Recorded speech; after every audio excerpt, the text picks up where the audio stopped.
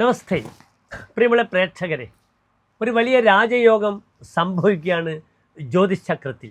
സൂര്യൻ വർഷത്തിൽ 6 മാസം ഉത്തരായനത്തിലും 6 മാസം ദക്ഷിണായനത്തിലും സഞ്ചരിക്കുന്നു. ഇതിൽ ഉത്തരായന കാലം മകരമാസം 1-ാം തീയതി മുതൽ മിഥുനമാസം 31-ാം തീയതി വരെയുള്ള 6 മാസക്കാലമാണ്.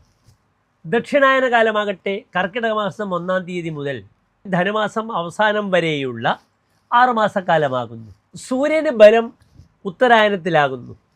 മകരം 1-ൽ പ്രവേശിക്കുന്ന സൂര്യൻ വളരെയധികം പ്രതാപശാലിയാകുന്നു, ശക്തനാകുന്നു. കാരണം ഒരു വ്യക്തിയുടെ ആത്മപ്രഭാവം ചിന്തിക്കുന്ന ഗ്രഹമാകുന്നു സൂര്യൻ.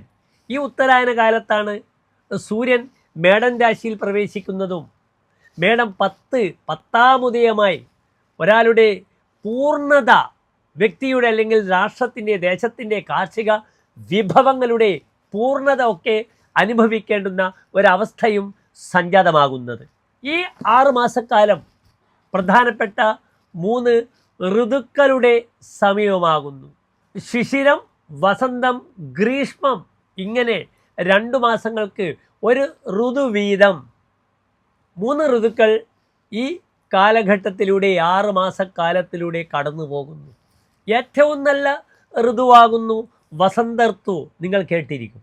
അതിനാൽ ഈ സൂര്യൻ്റെ ഈ പ്രഭാവം, ഉത്തരായനത്തിലേക്കുള്ള മാറ്റം മേടം മുതൽ 12 രാശിക്കാർക്കും എപ്രകാരമാണെന്നാണ് ഡോക്ടർ മാരാർജി നിങ്ങളുമായി പങ്കുവെക്കുന്നത്. എല്ലാവർക്കും പ്രിയപ്പെട്ട നമ്മളുടെ ഡോക്ടർ മാരാർജി ചാനലിലേക്ക് സുസ്വാഗതം. മറ്റൊരു പ്രധാനപ്പെട്ട വിശേഷം നിങ്ങളോട് പങ്കുചേരാനുള്ളത്, നമ്മുടെ യൂട്യൂബ് ചാനൽ കേവലം ഉദ്ദേശം 9 മാസം കൊണ്ട് തന്നെ ഈ ഉത്തരായന കാലമാകുമ്പോഴേക്കും 20 ലക്ഷം വ്യൂവേഴ്സിലേക്ക് എത്തിക്കഴിഞ്ഞിരിക്കുന്നെന്ന വലിയൊരു സന്തോഷ വാർത്തയാണ്. നമുക്ക് 12,500 സബ്സ്ക്രൈബേഴ്സായി കഴിഞ്ഞു. അതിനുമപ്പുറം 1,500 വീഡിയോകൾ നിങ്ങളുമായി ഷെയർ ചെയ്ത് കഴിഞ്ഞു. ഇത്രത്തോളം നിങ്ങളുടെ ആത്മാർത്ഥമായ സ്നേഹത്തിന്, സഹകരണത്തിന്, കരുതലിന് വളരെയധികം നന്ദി പ്രകാശിപ്പിക്കുന്നു. എല്ലാ പ്രിയപ്പെട്ട പ്രേക്ഷകർക്കും വളരെ ആരോഗ്യപരമായ, സാമ്പത്തികമായ നിങ്ങളുടെ പ്രഭാവങ്ങൾ, വ്യക്തിത്വങ്ങൾ വികസിപ്പിക്കുന്ന രീതിയിലുള്ള ഈ ഉത്തരായന കാലത്തെ നമുക്ക് അഭിവാദ്യം ചെയ്യാം. ഏതായാലും മകരൻ രാശിയിലേക്കുള്ള സൂര്യൻ്റെ ഈ പ്രയാണവും അതുമൂലമുണ്ടാകുന്ന ശുഭാശുഭ ഫലങ്ങളുമാണ് നാം ചർച്ച ചെയ്യുന്നത്. നിങ്ങൾ സശ്രദ്ധം നിരീക്ഷിക്കുക, വീക്ഷിക്കുക. എപ്പോഴാണ് സൂര്യൻ മകരൻ രാശിയിലേക്ക് പ്രവേശിക്കുന്നതെന്ന് മകര രവി സംക്രമം നാം അറിയണം. 1200 മകരമാസം 1-ാം തീയതി, അതായത് 2025 ജനുവരി മാസം 14-ാം തീയതി മംഗളവാരം ചൊവ്വാഴ്ച കാലത്ത് 8:45 മകരരവി സംക്രമം. അന്ന് പുണർദം നക്ഷത്രത്തിലാണ്, കർക്കിടകം രാശിയിലാണ് മകര രവി സംക്രമം നടക്കുന്നത്. അടുത്തതായി നാം ചർച്ച ചെയ്യുന്നത് മിഥുനൻ രാശിക്കാരുടെ ഈ മകരമാസത്തിലേക്കുള്ള സൂര്യൻ്റെ സഞ്ചാരവും അതുമൂലമുണ്ടാകുന്ന ശുഭാശുഭ ഫലങ്ങളുമാണ്.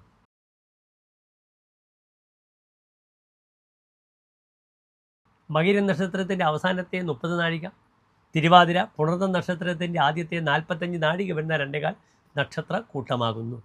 ഇന്ന് മിഥുനൻ രാശിക്കാർക്ക് സൂര്യൻ ദുർബലമായ 8-ാം ഭാവത്തിൽ നിൽക്കുന്നു. ജ്യോതിശാസ്ത്രത്തിൽ അത്യന്തം കഷ്ടകരമായ ഒരു ഭാവമാകുന്നു അഷ്ടമഭാവം. സർവപ്രണാശോ വിപദോപവാദോ ഹേതുപ്രദേശോ മരണസ്യ ദാസാഹ മഠാധികം ഭേസ്മഗതാശ്ച വിഘ്നാഹ വിചിന്തനീയ പുനരഷ്ടമേന. 8-ാം ഭാവം കൊണ്ട് ചിന്തിക്കേണ്ടുന്ന ഭാവങ്ങൾ ഇതൊക്കെയാകുന്നു. സർവപ്രണാശ, എല്ലാ നാശങ്ങളും, വിപത്തുക്കൾ, അപവാദങ്ങൾ, മരിക്കുന്ന സ്ഥലം, മരണകാരണം, മഠങ്ങൾ, അനാഥാലയം, മന്ദിരം, ക്ഷേത്രം, ട്രസ്റ്റ്, ഇതൊക്കെ തന്നെ ചിന്തിക്കേണ്ടുന്ന ഭാവമാകുന്നു അഷ്ടമഭാവം. അവിടെ സൂര്യൻ അഷ്ടമഭാവത്തിൽ നിൽക്കുമ്പോൾ പലപ്പോഴും തൻ്റെ ആത്മപ്രഭാവത്തിന് മങ്ങലേൽക്കും. ട്രസ്റ്റ് അല്ലെങ്കിൽ അനാഥാലയം, മന്ദിരം, ക്ഷേത്രം, ഇതിൻ്റെ പ്രധാന സ്ഥാനത്തിരിക്കുന്ന വ്യക്തികൾക്ക് സ്ഥാനചലനം സംഭവിക്കുക, അപവാദങ്ങൾ നേരിടുക, അന്വേഷണങ്ങൾ നേരിടുക. അതിനാൽ ദേവസ്വം ബോർഡ് മുതലായ സ്ഥലങ്ങളിലൊക്കെ ഇരിക്കുന്ന വ്യക്തികൾ അല്ലെങ്കിൽ ഈ കൈക്കൂലി വാങ്ങാൻ സാധ്യത, കൈക്കൂലിയിലൂടെ ധനം ആർജിക്കുവാൻ ആഗ്രഹിക്കുന്ന വ്യക്തികൾക്ക്, സർക്കാർ സർവീസിലിരിക്കുന്ന വ്യക്തികൾക്ക് പെട്ടെന്ന് വിജിലൻസിൻ്റെ അന്വേഷണം വരിക, തൻ്റെ ജോലി സസ്പെൻഷനാവുക, അല്ലെങ്കിൽ പലപ്പോഴും അന്യായമായി ജനങ്ങളുമായി തർക്കിച്ച് ജനങ്ങൾ തൻ്റെ ഓഫീസിലേക്ക് കയറി തന്നെ ബുദ്ധിമുട്ടിപ്പിക്കുക, പോലീസ് സ്റ്റേഷനിലേക്ക് കയറുക, കോടതിയിൽ കയറുക, ഇങ്ങനെ ധാരാളം ബുദ്ധിമുട്ടുകൾ അഷ്ടമത്തിൽ സൂര്യൻ വരുമ്പോൾ മിഥുനൻ രാശിക്കാർക്കുണ്ടാകും. ശ്രദ്ധിക്കണം.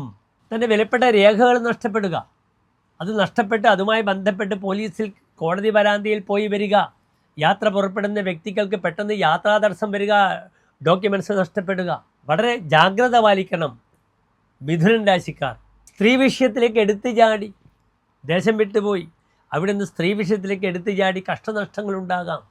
സ്ത്രീകൾ കാരണം അപഖ്യാതികൾ നേരിടാം. ദേശം വിട്ട സ്ത്രീയെ താൻ ആഗ്രഹിക്കുക, എന്നിട്ട് കഷ്ടങ്ങളുണ്ടാവുക. ഒരു ചരിത്രം അറിയാതെ, ഒരു സ്ത്രീയുടെ യഥാർത്ഥ ചരിത്രം എന്താണ് എന്നൊന്നും അറിയാതെ തന്നെ പെട്ടെന്ന് എടുത്തു ചാടും മിഥുനൻ രാശിക്കാർ.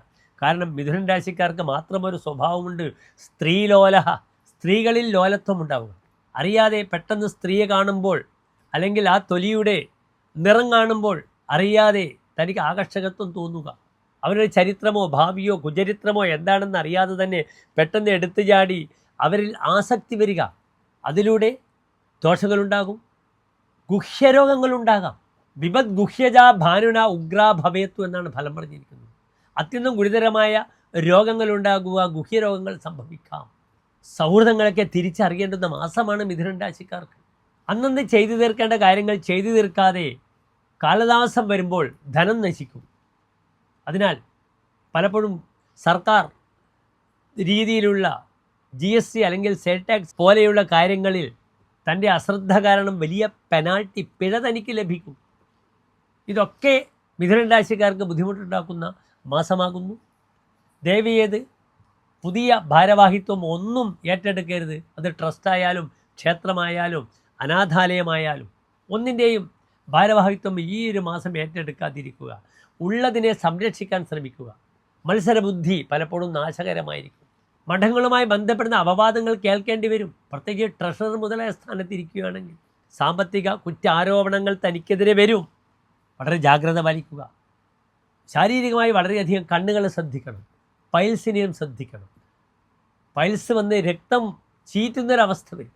അതിനാൽ രക്തദോഷ്യമുണ്ടാക്കുന്ന, വളരെയധികം ചൂടുണ്ടാക്കുന്ന, ശരീരത്തിന് ചൂട് വരുന്ന ഭക്ഷണ പദാർത്ഥങ്ങൾ ഒഴിവാക്കുക. പ്രത്യേകിച്ച് ഗോതമ്പ് കൊണ്ടുണ്ടാക്കുന്ന ചപ്പാത്തി മുതലായ ഭക്ഷണങ്ങൾ.